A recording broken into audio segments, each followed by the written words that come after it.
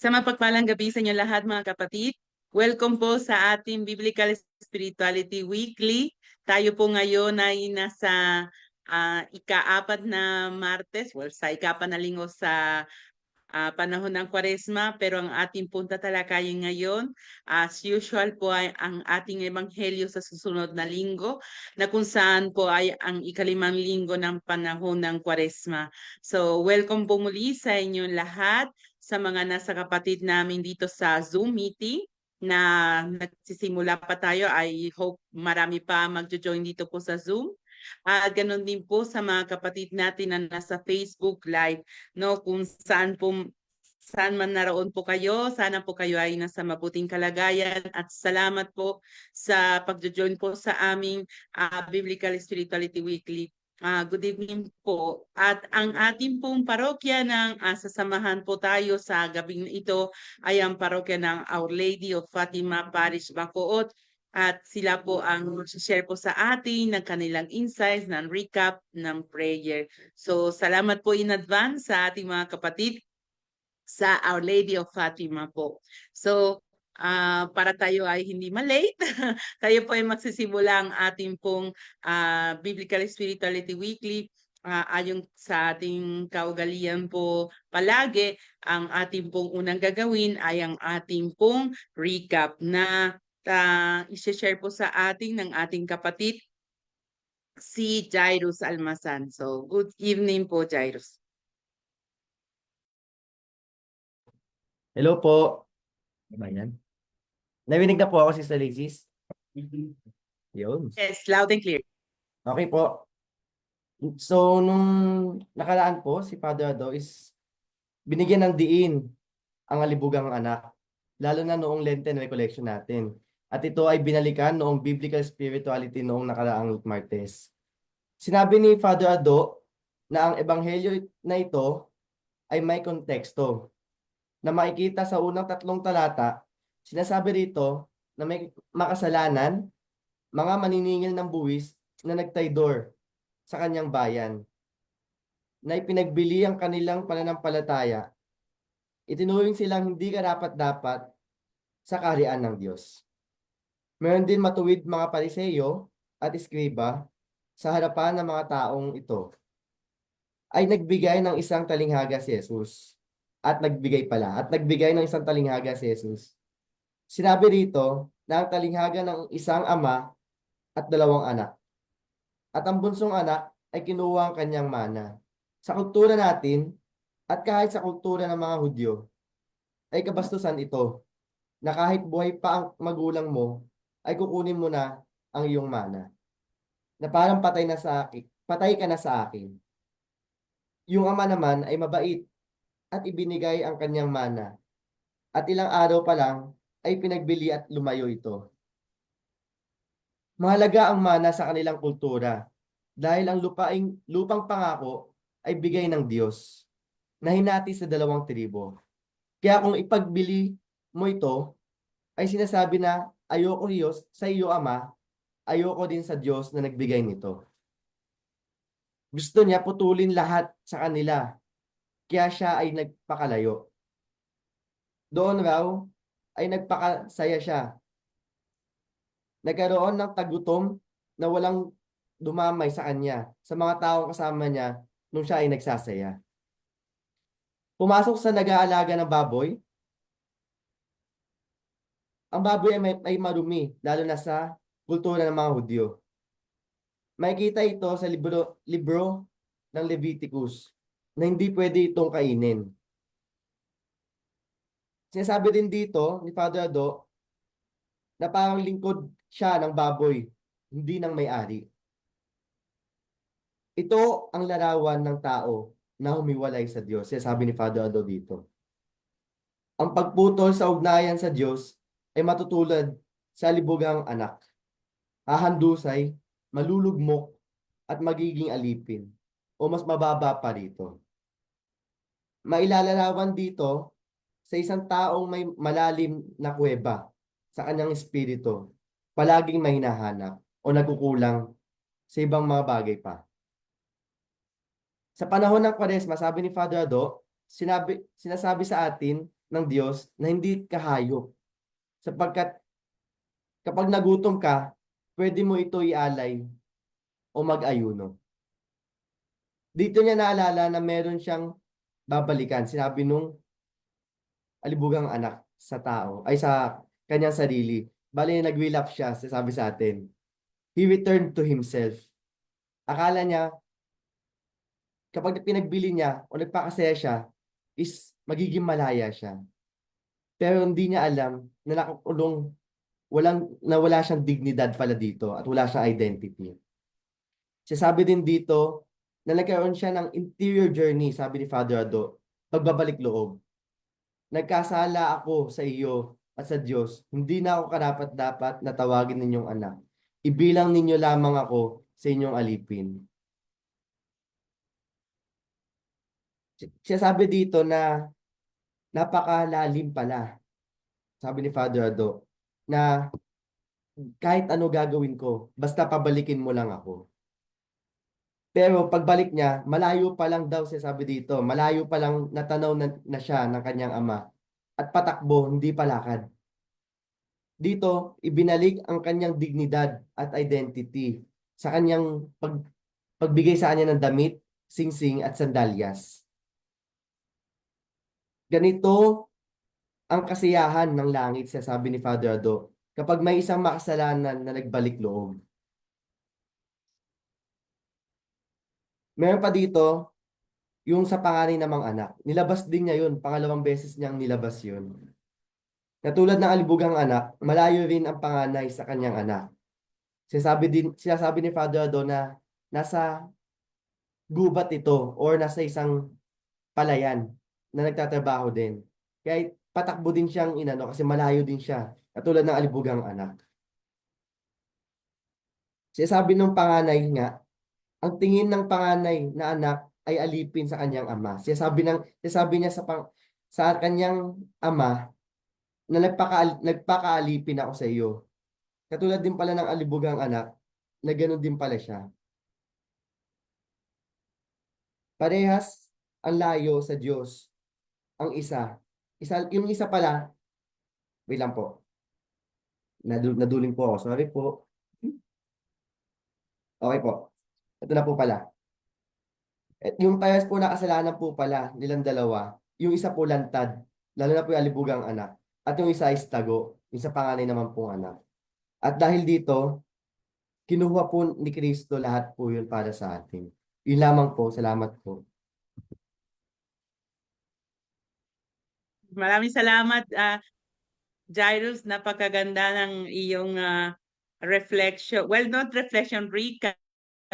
Ang ganda kasi very systematized and very summarized, no? Salamat sa iyo.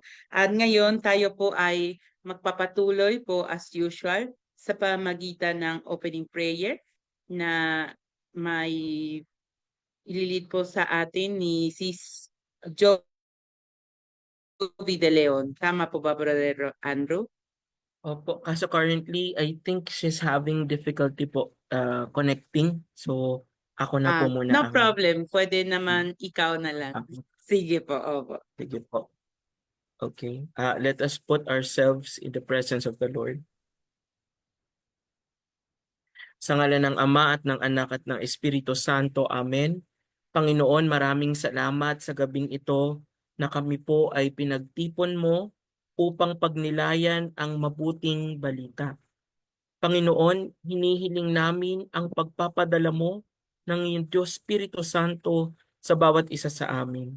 Liwanagan ang aming puso, ang aming isipan, liwanagan ang aming buong pagkatao upang ang lahat ng aming maririnig, lahat ng sharing, lahat ng reflection, lahat ng ituturo sa amin ni Father Ado ngayong gabing ito ay siyang maisapuso at maisaisip namin, lalo't higit ay aming maisabuhay sa darating na linggo. Panginoon, humihingi kami ng paggabay, lalo-lalo na po sa mga kasamahan namin na wala pa dito, naway magkaroon po sila ng pagkakataon na aming makasama ngayong gabing ito sa Biblical Spirituality Weekly. Palakasin mo at patatagin kaming lahat, Panginoon, na nawa ang lahat ng aming gagawin, iisipin at pagdidesisyonan ay para sa ikapupurit ikararangal ng iyong pangalan. Ang lahat po ng ito ay aming samot dalangin sa pangalan ni Jesus na aming Panginoon. Amen. Mahal na Birheng Maria, ipanalangin mo kami. Sa ngalan ng Ama at ng Anak at ng Espiritu Santo. Amen. Amen. Thank you po, Brother Andrew. At ngayon tayo po ay magpapatuloy sa ating panalangin sa pamamagitan po ng ating paghingi ng tulong ng Espiritu Santo sa awit ng Come Holy Spirit o Halina Espiritu Santo.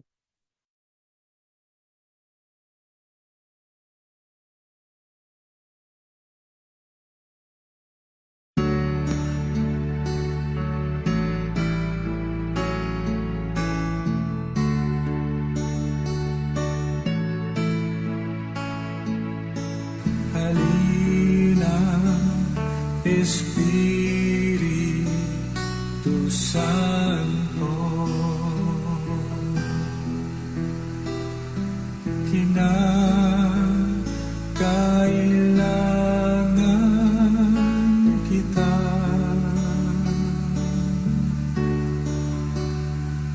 Sigla at lakas ng mahina, pag-asa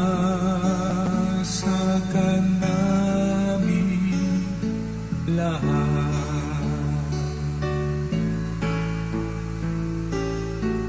Halina, Espiritu Santo,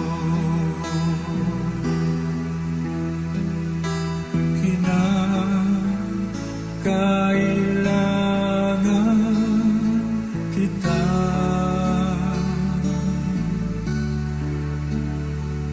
Sigla at lakas na mahina, pag-asa ka namin lahat.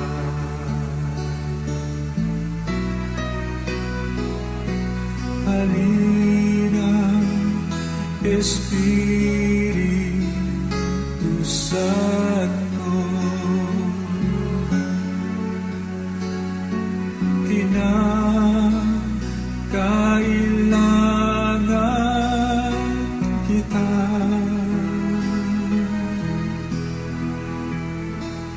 Sigla at lakas ng mahina,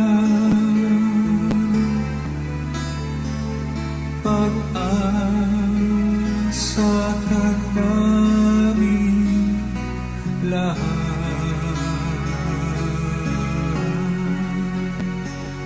Pag-asa ka namin lahat.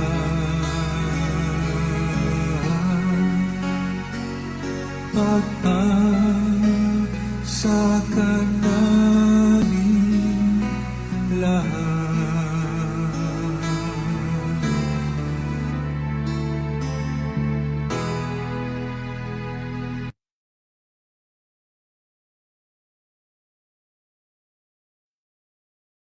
Ngayon tayo po ay magpatuloy sa pagbabasa ng banal na ebanghelyo sa darating na linggo.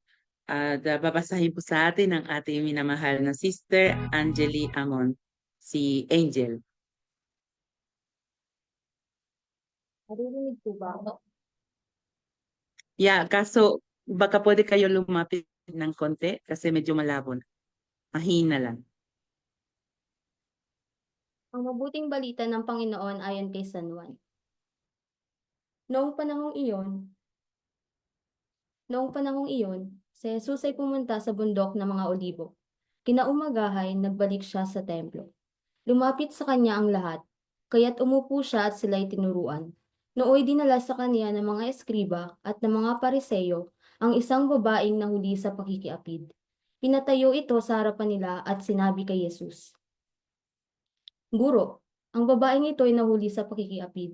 Ayon sa kautusan ni Moises, dapat batuhin hanggang sa mamatay ang mga gaya niya. Ano ang masasabi mo?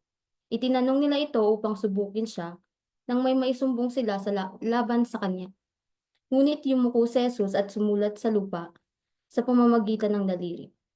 Ayaw nilang tigilan ng katatanong si Jesus, kaya't sila'y tinignan niya at sinabi ang ganito, Sino man sa inyo na walang kasalanan ang siyang maunang bumato sa kanya. At muli siyang yumuko at sumulat sa lupa. Nang marinig nila ito, sila'y isa-isang umalis, simula sa pinakamatanda. Walang naiwan kundi si Jesus at ang babaeng naroon pa rin sa harapan niya. Tinignan siya ni Jesus at tinanong, Nasaan sila? Wala bang nagparusa sa iyo?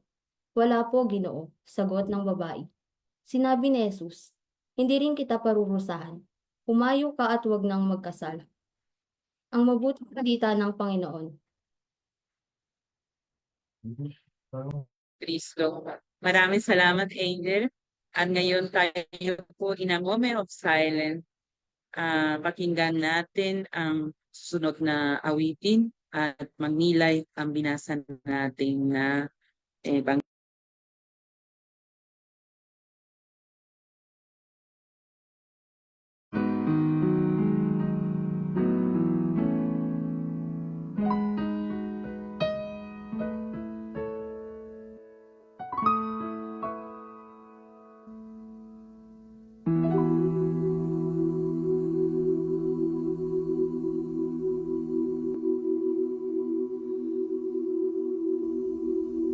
Hindi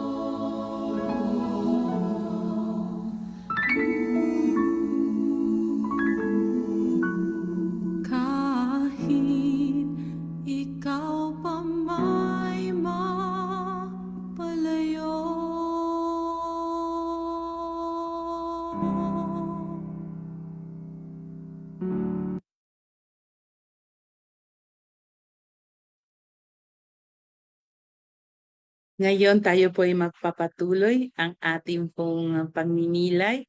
Di ba bahagi po sa ating ng ating kapatid, Perialing Cristel.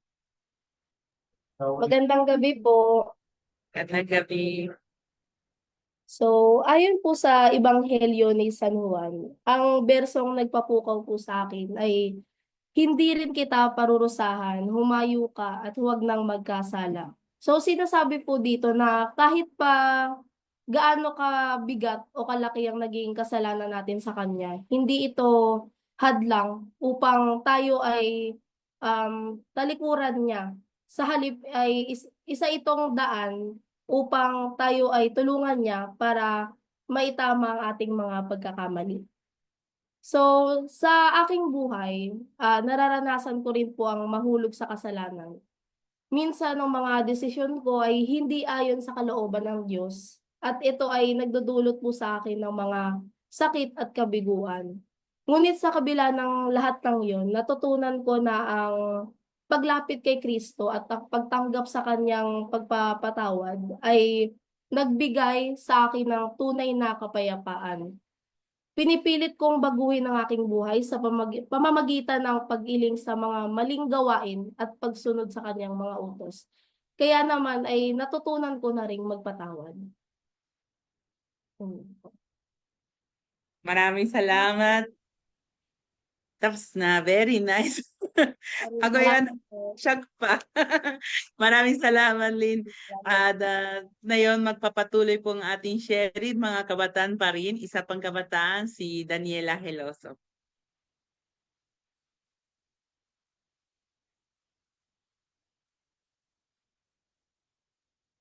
Hello po. Naririnig po ninyo? Yes, Dania. Good evening po. Pasensya na po kung nasa isang cam na kami kasi kami po ay ngayon may practice po kami sa Nakalo pero ito po kami na ang verso pong nakapagpukaw sa akin or yung nung nabasa ko ito, alam ko na agad sa sarili ko na parang ako ito, ganun. Ayaw nilang tigilan ng katatanong si Jesus, kaya't sila ay tinignan niya at sinabi ang ganito. Sino man sa inyo na walang kasalanan ang siyang maunang bumato sa kanya? At muli siyang yumuko at sumulat sa lupa. Nang marinig nila ito, sila isa-isang umalis simula sa pinakamatanda. So sa unang sinabi doon na ayaw nilang tigilan ng katatanong si Jesus. Ako po, realization, ganun din po ako personally. Every time na ang daming problema dumarating sa akin, lagi akong nagdadasal tapos lagi akong nagtatanong sa kanya na bakit ganito, bakit ganun, bakit? Up until dumating yung time na si God, magbigay siya ng sagot doon sa tanong na yon, yung mga tanong ko sa buhay. Sumunod po ay yung, sino man sa inyo na walang kasalanan ng siyang maunang bumato sa kanya? Realize din po na wala akong karapatan na manghusga ng ibang tao, based kung ano sila, kung ano yung ginagawa nila. Kasi, what if ako pala, yung kasalanan ko, mas malaki pa dun sa nagawa ng tao na yun. Saka, kung si Lord po ay marunong siya, kaya niyang magpatawad every time na tayo, ako especially, nalulunod sa kasalanan. Paano pa ako na isang taong nilalang ng din niya dito sa lupa? Bakit ako hindi magpapatawad? Diba po? At ang huli po ay, nang marinig nila ito, sila isa-isang umalis simula sa pinakamatanda. Na-realize lang din po na the more we get old, doon natin na-realize na mas marami at mas maraming nabubuong kasalanan tayo na nagagawa. Habang tumatanda tayo, mas nare-realize natin na nung bata pa tayo, wala tayong ganun kasalanan kasi hindi natin alam lahat. Pero the more na tumatanda tayo, parang aware tayo sa ginagawa natin. Kaya yung sinabi po sa gospel na nang marinig nila to, isa-isa silang umalis mula sa pinakamatanda.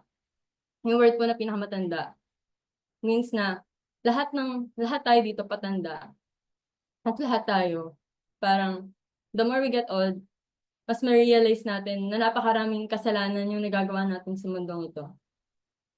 And tayo yung unang nakaka-realize ng mga kasalanan na to. Except dun sa mga batang patanda pa lang. Yun po. Thank you po.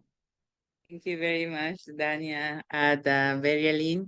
At salamat po sa mga nag nag-exert ng effort kasi katulad po sa sinabi ni Daniela, sila ay nasa mga rehearsals po ng senakulo ng parish nila.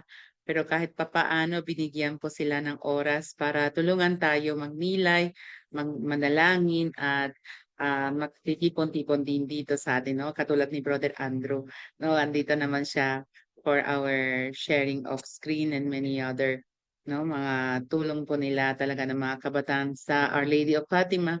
So now let us proceed sa ating pong pagbabahagi ng ating exposition sa gabing ito.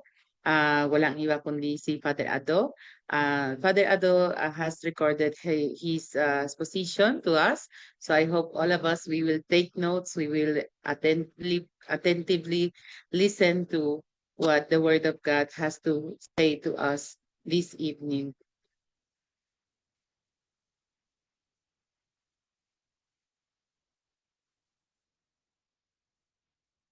Magandang gabi mga Bible Apostles, mga Bible Coordinators sa ating mga kapatid na narito ngayon. At kahit na nga ay napakaabala natin sapagkat malapit na ang mga mahal na araw, maraming mga gawain o aktibidad sa ating mga parokya, humihinto pa rin tayo upang bigyan ng pagkakataon na kausapin tayo ng Diyos sa pamamagitan ng pagninilay sa mabuting balita. At ang mabuting balitang ito ay ang mabuting balita para sa darating na linggo sa ikalimang linggo ng Kwaresma. At ito ay isa sa napakaganda na natagpo sa Ebanghelyo sapagkat dito ay naihahayag yung napakalalim na pag-ibig ng Diyos sa pamamagitan ni Hesukristo sa ating lahat. At ang Ebanghelyo ngang ito ay tungkol sa babaeng nahuli sa pangangalunya. At ito ay dinala nila sa ating Panginoong Hesukristo doon, no, sa gitna, no, ng patio ng templo. At kung babasahin natin yung ilang bersikulo bago yung Kabanata 8, makikita natin na nag-uwian muna ang lahat. Ang ibig sabihin ay gumabi, kaya kailangan magpahinga ng lahat. At alam natin kapag gumabi ay dumilim.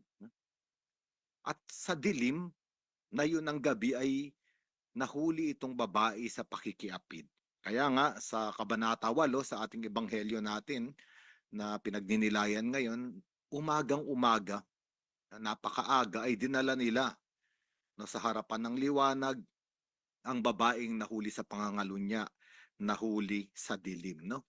At makikita natin sa ebanghelyo o sa mga kasulatan na totoo na ang mga taong nasa kasalanan, lalo pa nga yung mga taong nangangalunya, ay tinatawag na mga nilalang sa kadiliman, no? Pagbabasahin nga natin yung aklat ni Job, no, chapter 24 verses 13 to 17, no? Kasama ng ibang mga kasalanan, ang nangangalunya ay taong nabubuhay sa kadiliman.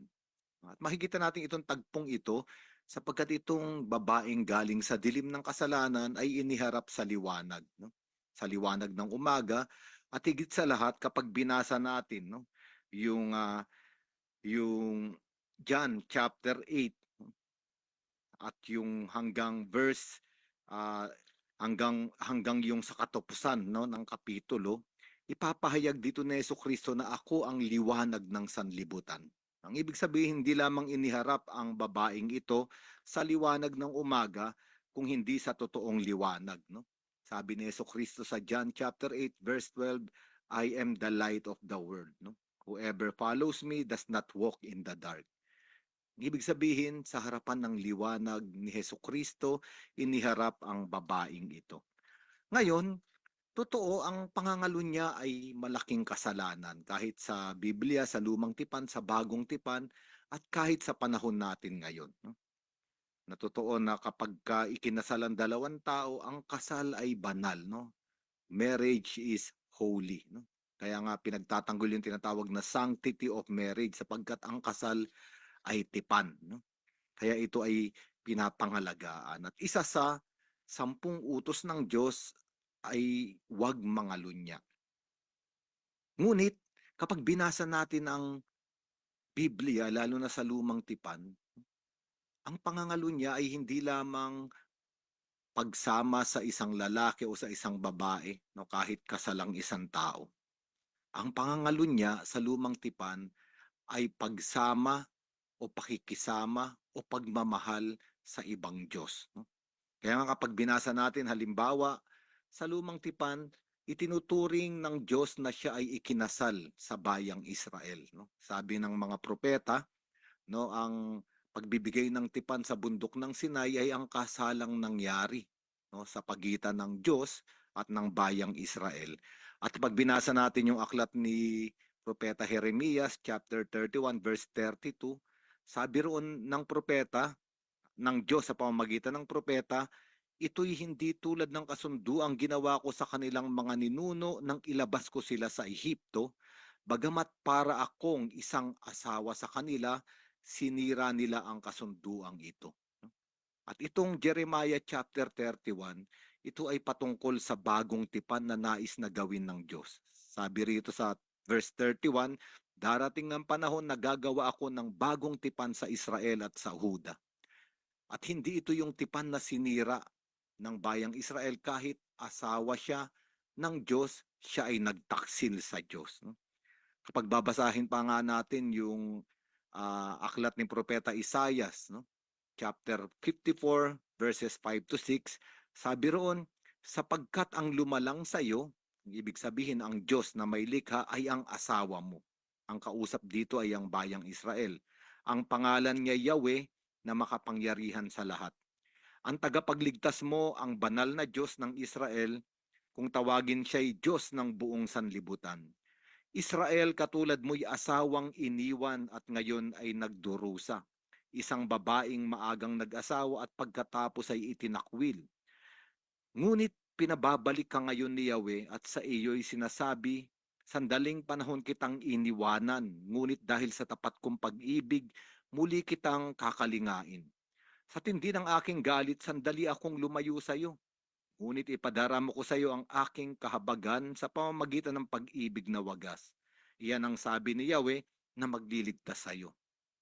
At bakit ba parang babaeng itinakwil ang bayang Israel?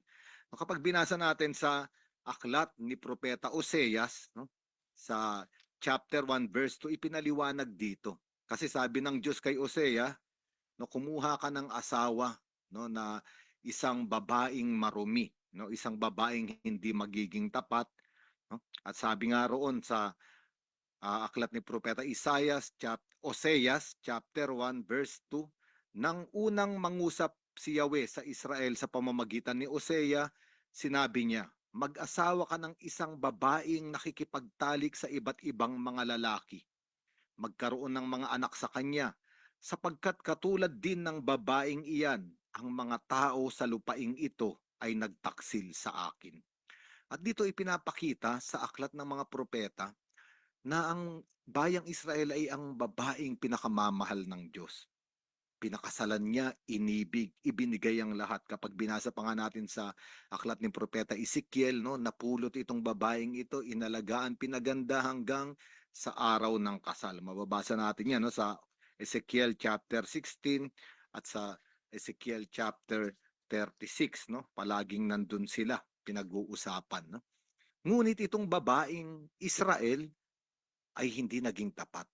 Nangalunya siya. Siya ay nakiapid sapagkat iniwan niya o pinagtaksilan niya yung totoong nagmamahal sa kanyang Diyos at sumamba siya sa mga Baal, sa mga Diyos-Diyosa ng bayang Israel.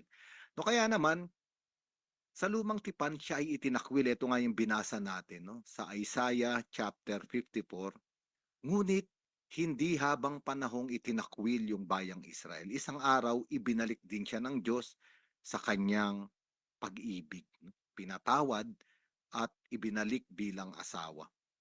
At mababasa natin ito pag binasa natin sa Oseas, no, sa aklat ni Propeta Oseas chapter 3, na ito inutusan muli ng Diyos si Propeta Oseas na kunin muli yung kanyang asawang nakiapid at nangalunya. Kaya nga itong ebanghelyong pinagninilayan natin, totoo, kasalanan ng pangangalunya. Ngunit maraming tao bagamat hindi nangangalunya o sumasama sa ibang tao, ay maaring nangangalunya sapagkat may iba't ibang mga Diyos. At ang Panginoon ng mga tao ay hindi ang totoong Diyos. No, kaya nga, lahat tayo ay maaring kinakausap ng Diyos sa Ebanghelyong ito. At pagkatapos nun, anong ginawa rito sa Ebanghelyong ito? Iniharap ng mga Pariseyo, ng mga punong relihiyoso, no? Ang babaeng ito kay Jesus. No? At sinabi nila ang babaeng ito ay nahuli sa pangangalunya. Ayon sa kautusan ni Moises, dapat siyang batuhin. Ngunit si Jesucristo ay yumuko lamang at nagsulat sa lupa. Napakagandang larawan. At pagkatapos nun, hinihintay ng mga punong reliyoso yung pagsagot ni Jesucristo. At siya ay tumindig. No? Sabi niya, sino man sa inyo ang hindi nagkasala o walang kasalanan, siya ang unang maghagis ng bato. Cast the first stone. Ngayon marami nang nag-iisip, ano ba yung sinulat ng Panginoon? No? Yung ibang interpretasyon maganda rin. Sabi nila, nung isinulat sa lupa, yung nagsulat si Jesucristo sa lupa, ang isinulat doon ay kasalanan ng babae. Ngunit ang kasalanan ng babae ay isinulat sa lupa, ngunit ang hangin ay dumating at binura yung kasalanan. Isang magandang interpretasyon. Pero sa Biblia, may mas malalim pang interpretasyon patungkol dito. No? Ngunit balikan muna natin yung Ebanghelyo, walang makapaghagis ng bato. At sabi roon, isa-isang nagsialisan yung mga nais kumundena sa babae simula sa pinakamatatanda. At ito nga yung pinag-iisipan natin, no? Bakit kaya ang unang umalis ay yung mga matatanda muna? Ibig sabihin, matatanda hanggang sa bata. At palagi natin sinasabi, minsan masyadong alipin ang daigdig ko kahit pa nga ang lipunang Pilipino ng seniority. No, para bang ang nakakatanda ang may alam ng lahat. Ang nakakatanda ang pinakamaayos sa lahat. Ang nakakatanda ang pinakamagaling sa lahat. Ang nakakatanda ang pinakaperpekto sa lahat. Ito palagi yung pananaw. No? Kaya nga minsan, ang panganib, yung mga nakakatanda ay nagiging matuwid, no? O ang tingin sa sarili ay matuwid at palaging hinahanapan ng pagkakamali yung mga mas bata.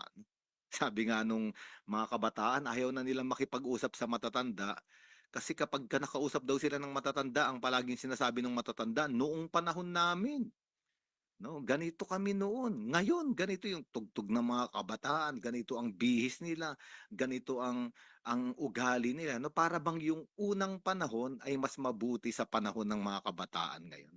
At minsan, talaga yung mga kabataan ay parang nahuhusgahan. No? Dahil nga doon sa konsepto o sa ideya na mas matatanda ay mas magagaling. No? Pero itong ebanghelyo natin ay nagbibigay ng ibang liwanag. Hindi ibig sabihin na hindi natin irespeto ang mga nakakatanda. Kailangan nating irespeto. Pero para sa mga nakakatanda, ito yung sinasabi ng ebanghelyo. Na unang umalis yung mga nakakatanda. Kasi kung nagsulat man si Jesucristo ng mga kasalanan sa lupa, yung mga matatanda, mas nakita nilang mas mahaba ang panahon nila sa daigdig at mas matagal ng panahon na sila ay bumabagsak sa kasalanan at kahinaan. Kung ikukumpara yung mga panahon, no, ng buhay ng mga mas nakakabata. At sabi nga, napakaganda sana yung taong mature, yung taong nakakatanda, mas nauunawaan niya na lahat ng bagay ay biyaya ng Diyos. No? Dumating ako sa edad na ito, hindi dahil magaling ako, hindi dahil malakas ako, kundi dahil marami akong alam. Dumating ako sa edad na ito dahil napakabuti ng Diyos sa akin. Paulit-ulit akong pinatawad, paulit-ulit akong binabangon, paulit-ulit akong inuunawa, at higit sa lahat, binibigyan pa ako ng panahon para magbalik loob. Napakagandang larawan para sa panahon ng Kwaresma. No? Ngayon, babalikan natin, pagkatapos mag-alisan, sabi rito sa Ebanghelyo, yumuko muli si Jesus sa lupa. No? At sa ikalawang ulit, nagsulat uli sa lupa. Ito na naman yung pinag-uusapan, ano ba ang isinusulat? sapagkat si Hesukristo ay Diyos at ginamit niya yung kanyang daliri sa pagsusulat sa lupa. Ngayon maliliwanagan natin ito, mga Bible apostles, coordinators, mga kapatid, no, sapagkat sa lumang tipan, makikita na natin na ang Diyos ay nagsulat gamit ang kanyang daliri. No? Kapag babasahin natin, no, doon sa aklat ng Exodus, no, chapter 31 verse 18, no? Exodus 31 verse 18, sinabi roon na sa dalawang tapyas ng bato, isinulat ng Diyos ang mga kautusan gamit ang kanyang mga daliri. Napakaganda, no? Si Jesucristo gamit yung kanyang daliri ay nagsulat sa lupa. Ang Diyos sa lumang tipan, gamit ang kanyang daliri ay isinulat ang mga kautusan. At isa nga sa mga kautusan na yon ay huwag mangalunya.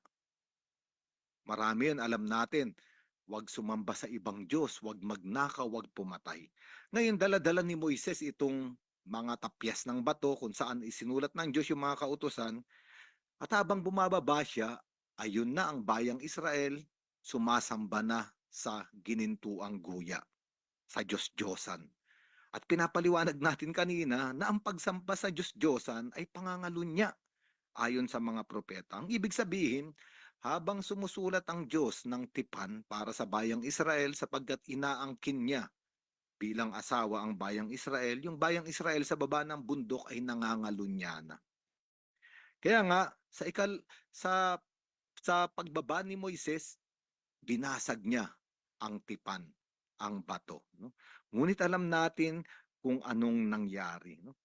Dahil pagkatapos humingi ng tawad ni Moises, no, ipinamagitan yung bayang Israel, ang Diyos ay ipinakita yung kanyang pag-unawa at pagpapatawad at nagpagawa uli siya ng dalawang tapyas ng bato, and for the second time around, sa ikalawang ulit, ay nagsulat uli ang Diyos ng kautusan. No? Sa lumang tipan, may ikalawang ulit na nagsulat ang Diyos. Babasahin natin ito sa Exodus chapter 34 verses 1 to 4, no? At tatalon sa verse 28. No, makikita natin ito, no, nasa lumang tipan sa aklat ng Exodus, dalawang ulit nagsulat ang Diyos. Dahil ang bayang Israel ay sinalansang, no, o lumayo sa tipan ng Diyos, winasak o sinira ang tipan nila sa Diyos, hindi sila pinarusahan ng Diyos. Sa ikalawang ulit ay nagsulat ang Diyos. At kung makikita natin, ang babaeng ito, no, ay isang babae na sinalansang o hindi sinunod yung kautusan ng Diyos na huwag mangalunya. Katulad ng bayang Israel, sumamba sa ginintuang guya, nangalunya at hindi naging tapat sa pag-ibig ng Diyos. Ganon din ang babaeng ito. No, kaya nga, para bang nung unang pagsulat ni Hesukristo sa lupa, ang isinulat niya ay yung kautusan ng Diyos. No, na nakita rin ng mga punong relihiyoso, kaya sila nag-alisan dahil sa harap noon sila ay nagkasala rin. Ngunit napakaganda nung sa ikalawang ulit ay yumuko uli si Jesucristo at nagsulat uli gamit ang kanyang daliri sa lupa. Ang ibig sabihin, bagamat nangalunya ang babaeng ito, nagkasala sa Diyos, muling pinapanibago ng Diyos ang kanyang tipan. At ito nga yung Jeremiah chapter 31 verse 31. Sabi roon, gagawa ng bagong tipan ang Diyos. At hindi na ito isusulat sa mga tapyas ng bato. Isusulat na ito sa puso. At ito nga, sa harapan ng babaeng nangalunya, no, ipinapakita ni Jesucristo ang bagong tipan. Ipinapahayag niya, no, na ang kasalanan ng babae ay pinatawad at hindi siya hinuhusgahan. No, kahit nawasak niya o hindi niya sinunod yung kautusan, si Jesucristo ay gumagawa muli ng bagong kautusan. At ito yung kautusan ng pag-ibig. Napakagandang pagnilayan ito, mga kapatid. Sapagkat aminin man natin o hindi sa buong katotohanan, may mga pagkakataon sa ating buhay na tayo ay umibig sa iba at hindi sa Diyos. Maring inibig natin ang katanyagan, inibig natin yung ating mga sariling plano, Mas inibig natin ang salapi, ang trabaho. Minsan nga hindi tayo nakapagsimba para lang sa trabaho at sa pera. O mas inibig natin yung kaligayahan sa mga kaibigan. Kaya nakatalikdan natin yung pakikipag-usap o pananalangin sa Diyos. Maraming ulit. Ngunit ngayon sa harapan netong ibanghelyong ito, makikita natin na hindi tayo hinuhusgahan ng Diyos. Ang totoo nga ay lumilikha siya ng bagong tipan at isang tipan na hindi na isusulat sa bato, kung hindi isinusulat sa ating puso. At ito ay ang tipan ng pag-ibig. Ang maganda pa, no, sa Biblia, makikita natin na 2 ulit lang humawak ang Diyos sa lupa. Ito sa aklat ng Henesis, nung hinawakan ng Diyos ang lupa para likhain ang tao. Makikita natin sa ebanghelyong ito na humahawak uli ang Diyos, si Hesukristo sa lupa. Ang ibig sabihin, ang unang tao ay nagkasala, nawasak. Yung paglikha ay nawala, narumihan, napalayo sa Diyos. Sa ikalawang ulit sa Biblia ay humahawak uli ang Diyos sa lupa. Ang ibig sabihin ay panibagong paglikha.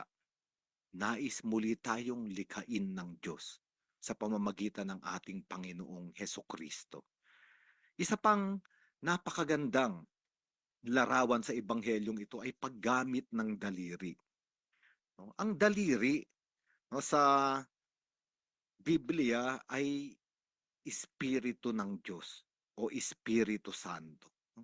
Kaya nga sabi ni Hesukristo, 'di ba, sa ebanghelyo no ni San Lucas, no, dahil akala nila nagpapalaya siya ng mga dyablo dahil kay Beelzebul, sabi ni Hesukristo, hindi, nagpapalayas ako ng mga demonyo sa kapangyarihan ng daliri ng Diyos.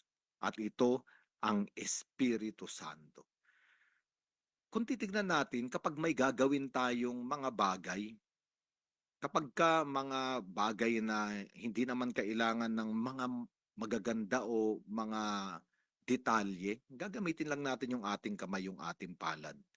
Pero kapag lalagyan natin ng magagandang sining o disenyo, yung ating ginagawa, kailangan ng daliri. At napakaganda nito. Sapagkat hindi lamang tayo nais muling likhain ng Diyos katulad nung paglikha sa mga unang tao. Nais tayong muling likhain ng Diyos at nais niyang gamitin yung kanyang daliri para lagyan ang ating buhay, ang ating kasaysayan ng mga napakagandang detalye. Ang sabi nga ng mga ama ng simbahan, kung titignan lang natin ang mga detalye ng ating buhay, ito ay mga sining ng habag at pag-ibig ng Diyos sa atin. O nga, no? Kung iisipin natin, no, mga kapatid, mga Bible apostles, mga Bible coordinators, mga kapatid nating nagninilay ngayon, kung iisipin natin, gaano kalaki ang pag-ibig ng Diyos sa atin. Yung buhay o yung kasaysayan ng buhay natin na ayaw na nating balikan o minsan ay sawang-sawa na tayo, ngunit nung naranasan natin yung pag-ibig at pagpapatawad ng Diyos, nakita natin na lahat pala na nangyari sa ating buhay ay parang isang napakagandang disenyo gamit ng daliri ng Diyos at nais tayong dalhin sa ating kaligtasan. Kaya nga itong Ibanghelyong ito ng babaeng nangalunya ay para sa ating lahat. Sapagkat ito ay ibanghelyo upang ipahayag yung napakabuting balita ng pag-ibig at awa ng Diyos. At katulad nga nung sinabi ko, no, kapag itutuloy natin itong ibanghelyong ito sa verse 12, no? Kasi hanggang verse 11 lang siya. No? Pag itinuloy natin sa verse 12, ang sabi roon, no, ako ang liwanag ng sanlibutan. Ang sinumang sumusunod sa akin ay hindi na maglalakad sa kadiliman. Ito ang liwanag ng pag-ibig ng Diyos. Totoo, iniharap yung babaeng nanggaling sa dilim, sa napakadilim na buhay ng kasalanan, sa liwanag ni Hesukristo. Ang gusto ng mga punong relihiyoso, gamitin ni Hesukristo ang liwanag ng Diyos para akusahan ang babae, bigyang diin yung kanyang pagkakamali. Ngunit hindi nauunawaan ng mga punong reliyoso kung ano ang ibig sabihin ng liwanag ng Diyos. Ang liwanag ng Diyos ay liwanag ng pag-ibig. Hindi ito nagkukondena sa mga nasa dilim. Kung hindi ang liwanag ng pag-ibig ng Diyos ay itinuturo ang daan upang makalabas ang tao sa kadiliman. At ito ang sabi niya sa babae, wala bang nagkondena sa iyo? Hindi rin kita kinokondena. Umayo ka at wag nang magkasalang muli. Ipinakita ni Jesucristo ang daan palabas sa kadiliman. At ito rin ang pinapakita sa atin ng Panginoon ngayon. Sabi ni Santa Teresa de Avila, habang lumalapit tayo sa liwanag, habang lumalapit tayo sa Diyos, mas nakikita natin yung ating karumihan. Totoo naman. Sabi ni Santa Teresa de Avila, kapag sinindihan mo raw ang isang silid daw ay madilim, hindi mo makikita ang mga dumi.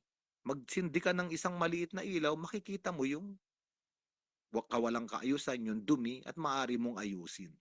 Ngunit habang lumalakas yung liwanag, nagsisindi ka ng mas maraming ilaw, mas nakikita mo kahit maliit o kaliit-liit ang dumi.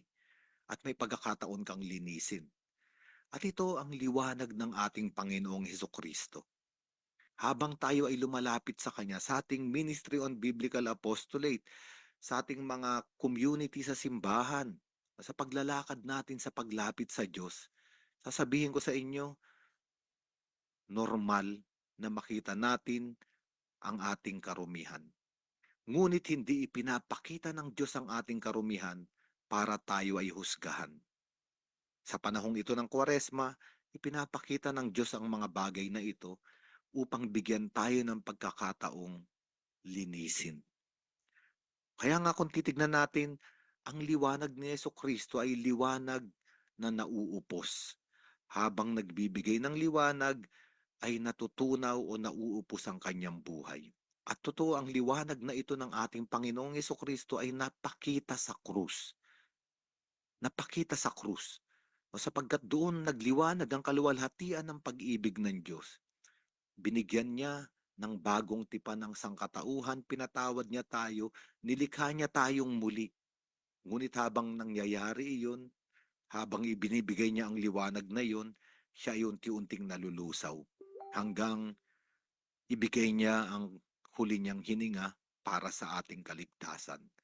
Isang napakagandang ebanghelyo para sa ating lahat. Nawa ito ay magbigay sa atin ng lakas na bumangon mula sa kadiliman at yakapin ang liwanag na ibinibigay ng Panginoon.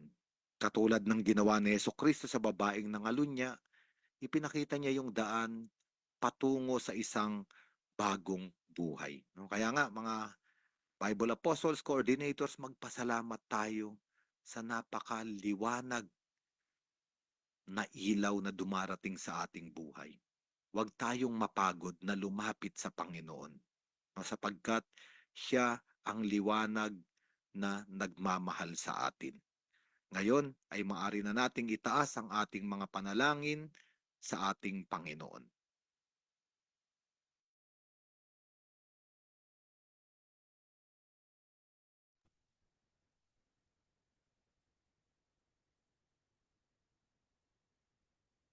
Sige po mga kapatid, pwede na tayo magsimula ang ating mga panalangin. Panginoon, sa araw-araw na aming pamumuhay, sana po lagi namin nakikita ang liwanag na nanggagaling sa inyo. At sa liwanag na to ay lagi rin naming malaman ang aming mga kamalian. At ganun din sa liwanag na to ay patuloy kami manumbalik sa inyo. Hinihingi namin to sa inyo, aming in Jesus' name, in Jesus' mighty name, we pray. Panginoon, dingin mo ang aming panalangin. Panginoon, ipinapanalangin po namin ang lahat ng may sakit. Sana po ay maramdaman nila ang yakap ng inyong pagmamahal. Bigyan niyo po sila ng kagalingan sa pisikal at spiritual upang maramdaman nila ang inyong pagmamahal at ibahagi sa ating kapwa. Ipanalangin natin sa Panginoon. Panginoon, dingin mo ang aming panalangin. Mahal na Panginoon, aming liwanag, tulutan mo po na aming mithiing manatili sa iyong liwanag nang sa gayon kami ay maging tapat sa iyo at hindi mga lunya sa iba't ibang diyosan sa mundo, mga karanyaan, mga bagay na walang kabuluhan. Sa panahon ng Kwaresma, maging daan ito patungo at pabalik sa iyo katulad ng maabigang anak ang lumayo sa kadiliman sa pamamagitan ng iyong liwanag. Manalangin tayo sa Panginoon. Panginoon, lingin mo ang aming panalangin.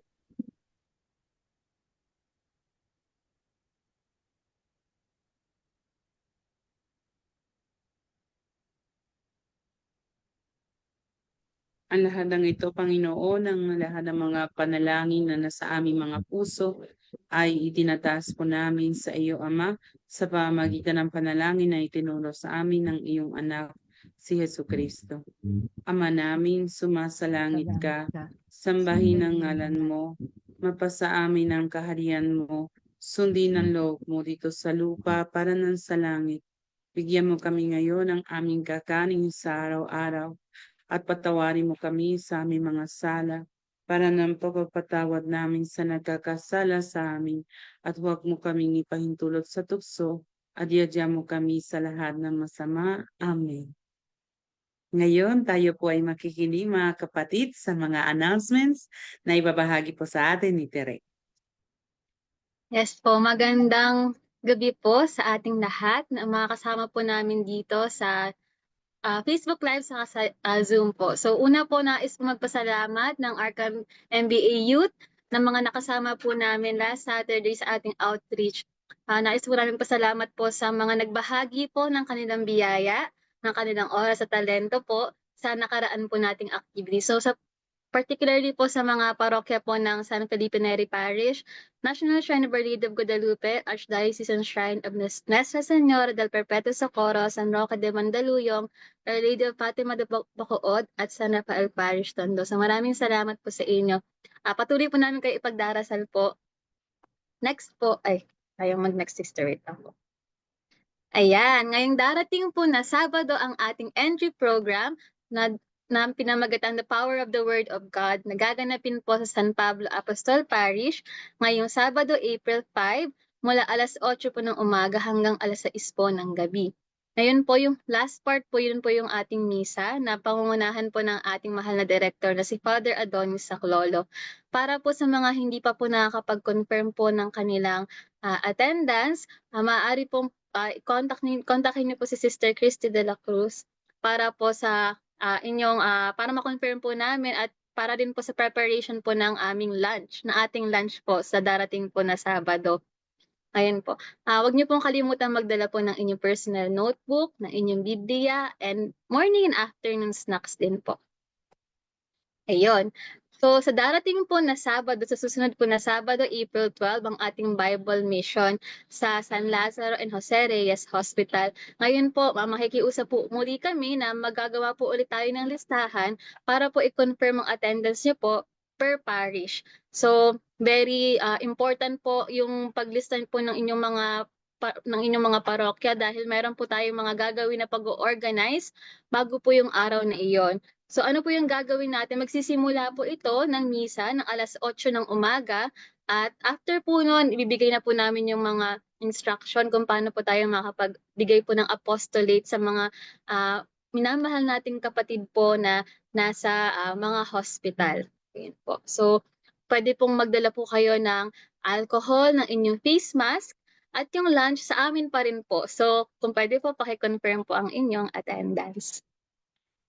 Yan po. And lastly, ang ating annual biblical retreat ngayong darating na August 29 to 31 sa St. Michael Retreat House, Antipolo. So magkakaroon lang po tayo ng limit na 250 na participants. Kaya kung pwede po na makapag-confirm na po kayo, maaari nyo na pong i-message po si sister o kaya po ako para po ma-confirm na po ang inyong slot. And last po, alam niyo po ba na mag-1 year anniversary na po ang ating Biblical Spirituality Weekly bukas po. So nais ko po magpasalamat po sa Panginoon sa ating mga patuloy po na tumatangkilik at uma-attend po sa ating Biblical Spirituality Weekly, sa mga nanonood at Mas lalo na rin po sa ating masisipag po na mga minister, salamat po kay Sister Lisis at lalo na po sa ating director kay Father Adonis Saclolo. So maraming salamat po sa mga Panginoon dahil alam po natin na ang Panginoon po ang patuloy na nagbibigay po sa atin ng lakas, ng wisdom po, ng karunungan para po ipagpatuloy po natin ang gawain na ito. So maraming salamat po sa inyong lahat. Ayun lang po. Maraming salamat, Tere. At tayo po, we will be posting yung, katulad po sa sinabi ni Tere, mga details para sa ating pong briefing before the Bible mission para mas lalo po natin maunawaan kung ano pong gagawin natin at i-distribute po natin yung gabay para mas lalo po natin maging handa para sa ating mission, no? In the meantime po, tayo po ay manalangin, hindi lamang para sa apostolate natin o sa Bible mission natin, kundi mula ngayon sa mga may sakit ng ating pupuntahan, ating bibisitahin, dahil alam natin po na hindi madali ang magiging may sakit, no? Ang magkasakit. Kaya ipanalangin po natin sila, ganon din po ang mga chaplains, mga doktor, mga nurse, lahat ng mga tao na nag-aalaga po sa mga may sakit. So, without anything else, I don't know si Tere wants to add something, but on my behalf po, maraming salamat po sa inyo lahat for this evening. At we hope to see you next, of course, sa Saturday, sa mga mag-a-attend sa ating entry program at next Tuesday po sa inyong lahat sa Facebook Live at sa YouTube at sa Zoom. So wala po naman tayong final blessing, but let us glorify the Lord all together. Luwalhati sama sa anak at sa Espiritu Santo, kaparanungunang-una ngayon, magpakailanman, magpasawalang hanggan. Amen. Sa ngalan ng Ama at ng Anak at ng Espiritu Santo. Amen. Maraming salamat po.